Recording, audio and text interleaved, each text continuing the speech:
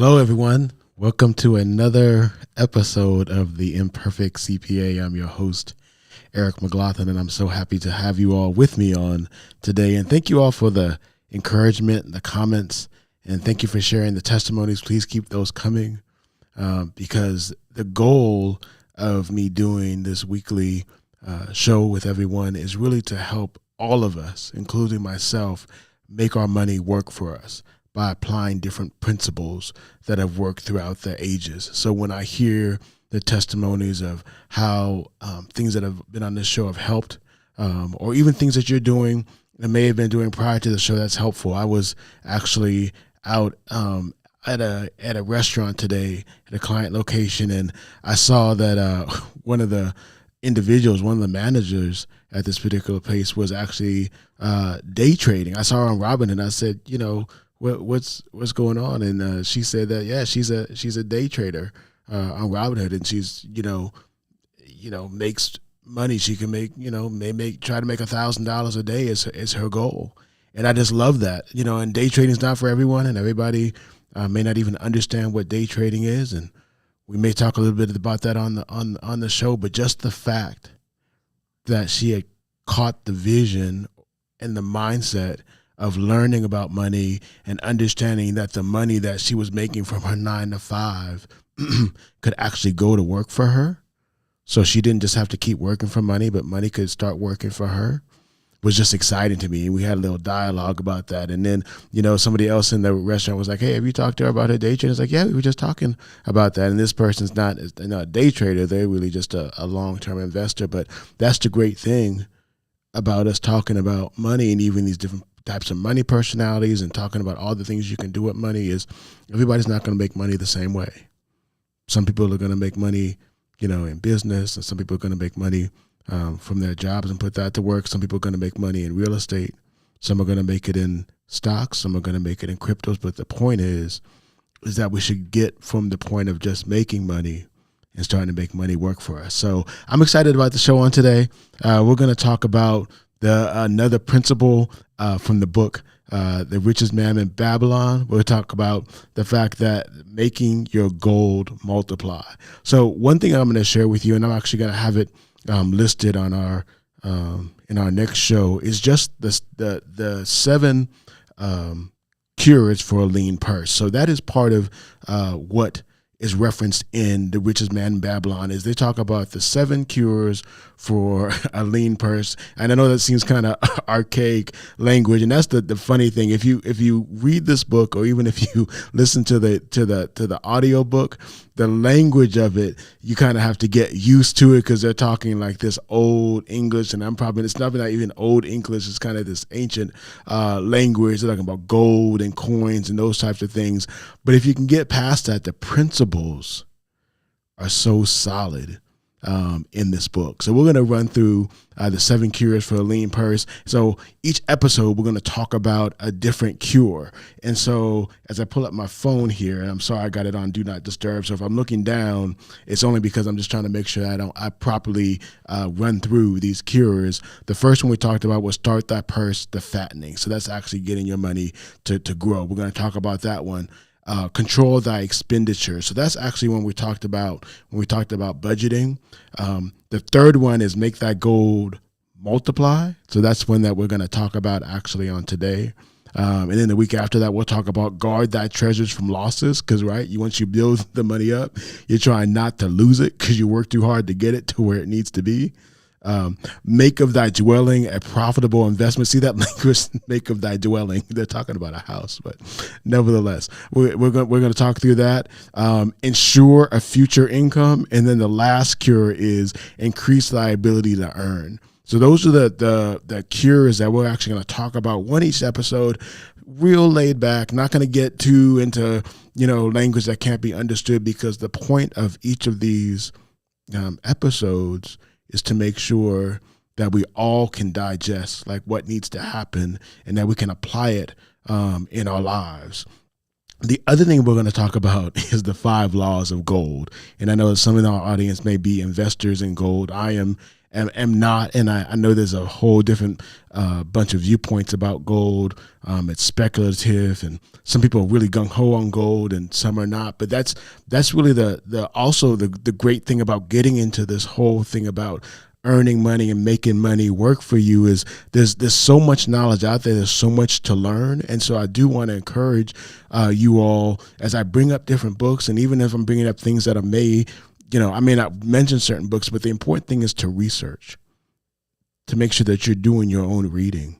We're talking about different concepts, but it's important that you do your own research. You have your own financial advisor, as I've made mention before, and I got to remember to make sure I mention every show. I'm not a licensed investment advisor. I'm not trying to be yours. I'm a CPA. I'm a licensed CPA, but I'm not yours. So you want to make sure that you talk to your own investment advisor. Make sure you talk to your own tax advisor, unless, of course, you're a client of mine, then I'm your tax advisor. You could talk to me. But you need to make sure that you talk to your own folks, vet through the information that's being shared. This is really just being shared for educational purposes only. So the 5 laws of gold, this is really how to protect your wealth. And how to invest in it. And we're going to talk about this in future shows as well, not on this particular show on today, is that gold comes. I'm just reading the language from the book, so just bear with me. These are the 5 laws. It says, gold comes gladly and in increasing quantity to any man who will put by less than 1/10 of his earnings to create an estate for his future, and that of his earnings to create an estate for his future and that of his family. So all this kind of language, but basically what they're saying is, if you can put away 10% of your income and continue to do that and put that to work, not only are you building up a storehouse and a future for yourself, you're actually building up a storehouse and a future for your family and generations to come. The second law of gold is, gold laboreth diligently and contentedly for the wise owner who finds for it profitable employment, multiplying even as the flocks of the field. This language. But the point still is, again, to take that money, that gold, whatever it is, and start multiplying it. Let it go to work for you. The third one, gold clingeth to the protection of the cautious owner who invested under the advice of men wise in his handling. So in other words, they're saying, don't be frivolous with this. So all of us, no matter we work at McDonald's, no matter we work at Walmart, or whether we work at, Coca-Cola or Apple or wherever it is, whether we make a little money or a lot of money, we want to make sure that we are mindful and cautious in how we invest our money and put it to work. We want to be slow to release it into different investments, and we want to make sure that we are getting wise counsel. I mentioned on last week's episode, the Bible says there's safety in a multitude of counsel. So the important thing is to make sure that you're getting wise counsel. Don't just take and digest what's on Facebook or Instagram or YouTube. Go back and verify. Go back and talk to your advisor and make sure that what's being presented, you have a solid understanding of, and that you are comfortable enough what's being shared to then make that next step and to invest. The fourth says, gold slippeth away from the man who invested in businesses or purposes with which he is not familiar or which are not approved by those skills in its keep. In other words, jumping into different businesses because we think that those businesses are going to make money, or different investments that we think are going to make money, is not a prudent strategy if we're not familiar with that. And when we get to that episode, I'm going to share my own stories. Yeah, and I have stories with an S. I'm going to share my own stories about bad investments that I've made and also good investments that I've made when we get to that. And then the last law, before we jump into what the topic is today, the fifth of the 5 laws is, gold flees the man who would force it to impossible earnings, or who followeth the alluring advice of tricksters and schemers who trust it to his own inexperience and romantic desires and investments.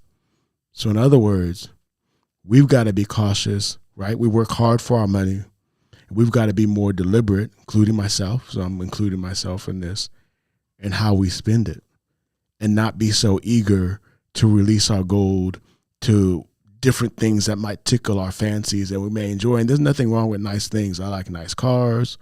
I like nice clothes. I like a nice house.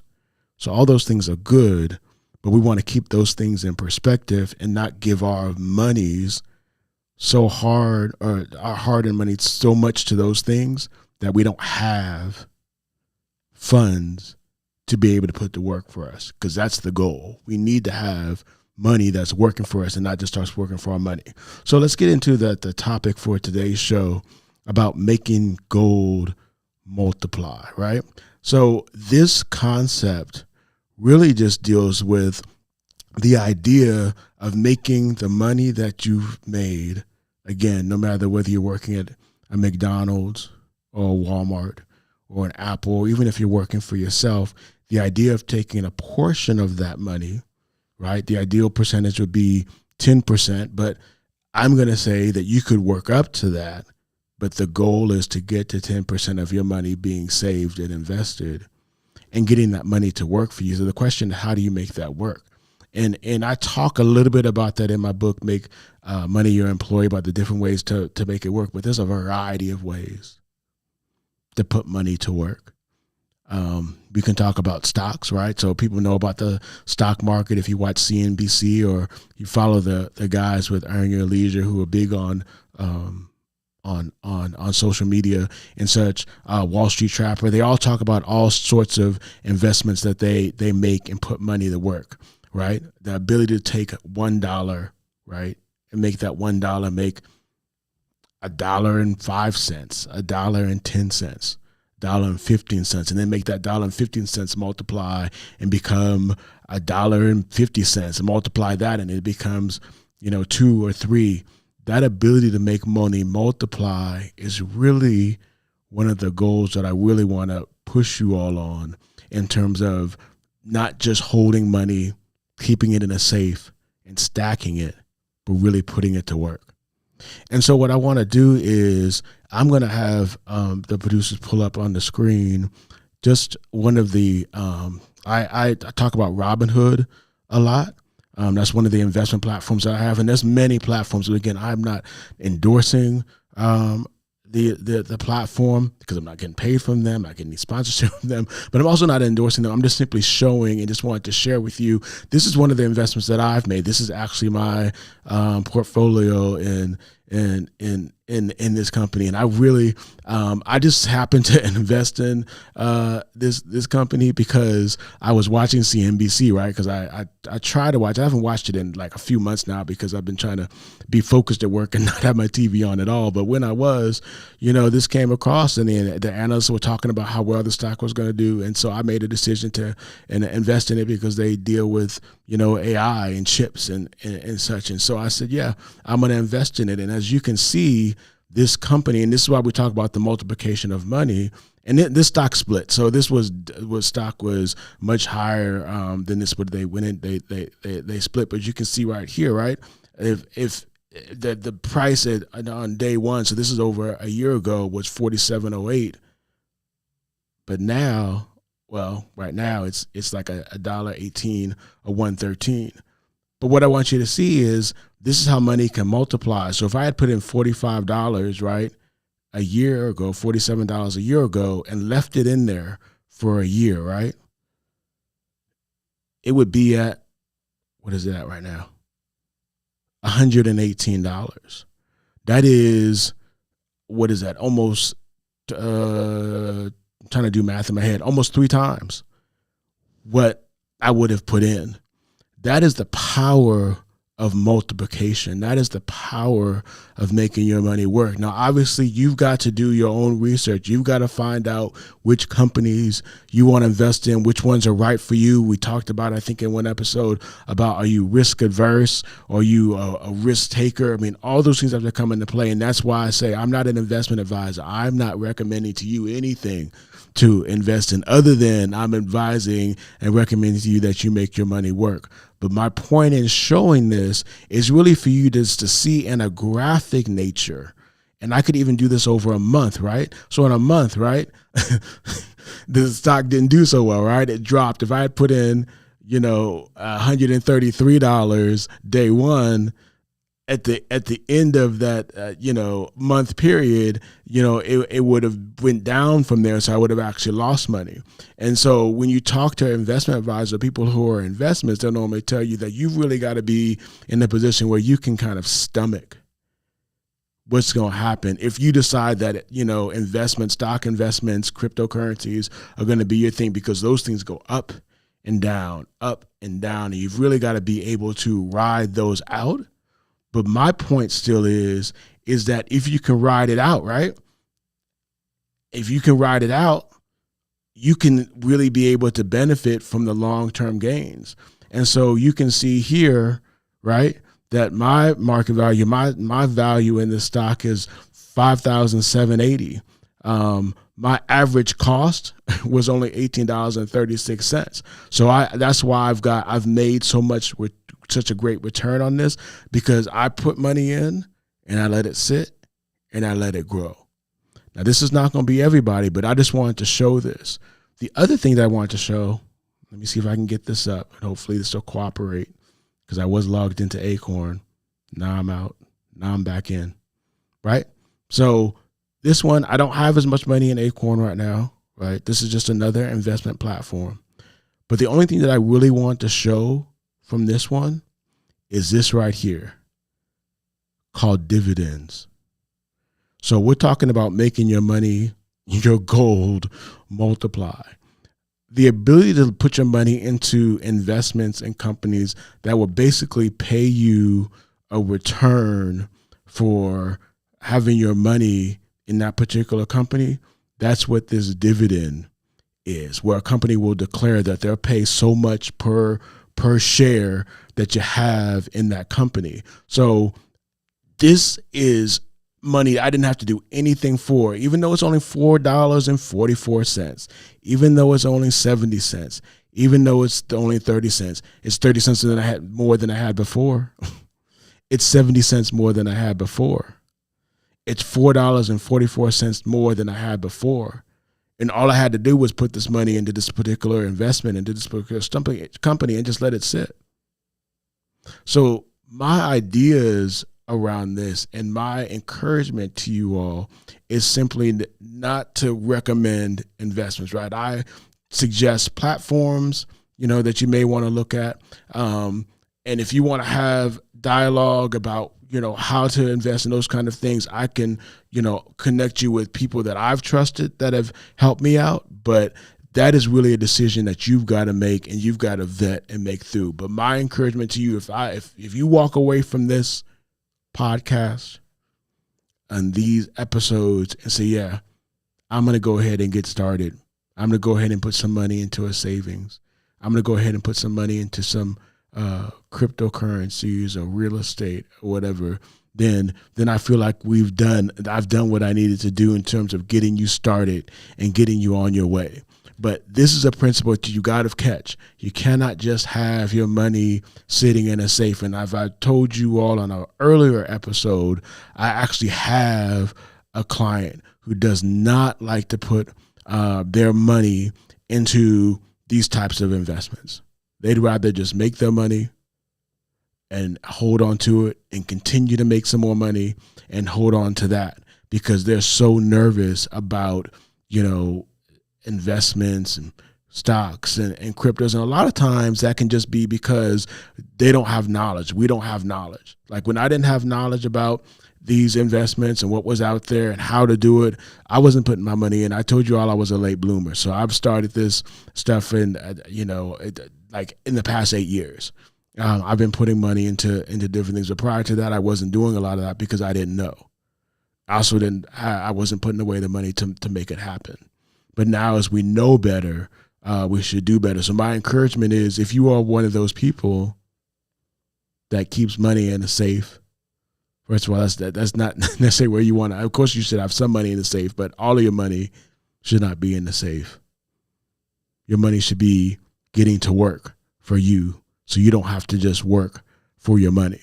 So I hope that these two examples that I've shown you have been helpful, both with Robinhood and with Invest. I didn't want to, and Acorn, I didn't want to get too deep, into the investment, because that's not really the point of the show. I'm not a show about how to invest. That's a whole nother platform and a whole nother a whole nother show, and that's not what I do. My goal simply is to get you to start thinking about investing and looking at those platforms and looking at making money work for you. And if it's not going to be Acorn, if it's not going to be Robinhood, you can also look at real estate. I have clients that go and buy real estate. Some buy and flip, and some buy and hold.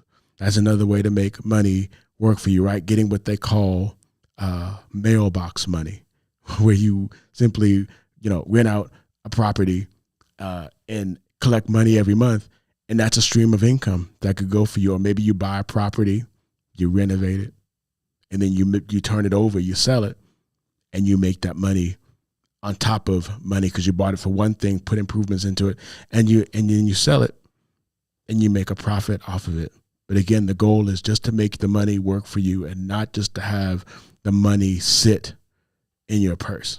As they talk about in this book, Richest Man of Babylon, that coins sitting in your purse is not doing anything until it goes to work for you. So that's my encouragement for you all on today, is simply to get to work to making your money multiply and work for you. And if you need some, if you don't know like where to start, then hit me up in my DMs with Facebook or on Instagram, or make a comment on YouTube, and I'll try to provide you some direction. Just realize, again, I know I've said it 2 or 3 times now, but it's important to understand, because this is the thing about investments and dealing in these areas, is you want to deal with people who are skilled in investments and have a track record, and that have been vetted and can be trusted, so that the money that you work hard for is not lost. So that is not me. I'm not an investment advisor, but I want to encourage you to do that. So if you need a lead or direction, I'll give you the best that I can. But hopefully you've gotten something out of our episode on today, and look forward to not next Wednesday. So next Wednesday we'll not have a live episode. I've actually got an RV business. So I have several businesses. So I definitely believe in making my money work for me. I've actually bought a 2021 Integra coach. And so we put it on a platform called RV Share, and people can rent out the RV. And I've got someone who actually wants to rent it out to use it for 4 days in South Carolina. And so to show you how this can work, right? So they're renting it out for 4 days. The platform, RV Share, gets a cut, but we make off of 4 days. We make like $1,400 for the rental of an RV, and that's money that, there's not much I have to do other than deliver the RV to them. But I don't have to sit there. I don't have to be there for 4 days. That is a way that I make money work for me. And also, if I were to throw on this little side note, this is also, if you ever read the book Rich Dad, Poor Dad by Robert Kiyosaki, he talks about doodads and how things that are assets, we define assets typically as like our home and our personal car. But in the book, they talk about assets, and this is really from a business perspective. Assets are things that generate revenue. So if you look at a company's balance sheet and you see cash and you see inventory and you see fixed assets, typically those are things that they're carrying on the balance sheet, but they're expecting them to give a return, right? The office building houses the people that work for them and gives them a return. The company cars they may have get the company people around so that they can do the work that they need to do to get the company a return. The money that sits in the bank or is available in the bank is money that they're using to either pay their employees, buy product, whatever it is, to make revenue. So those are what assets are. So the RV that I bought, I like to use it sometimes, because I like RVing, but the RV is really being used to be put to work for other people to rent and to make money off of. And that's how another way that I make money work for me. So I will not be here next Wednesday, But the following Wednesday, we will jump right back into it and talk about another law of rich man and richest man in Babylon and how we can apply that to us and what we're doing. So until next week or week after next, I look forward to seeing you at the top. Thank you for joining me on today, and I hope you got something out of the episode. Till next time.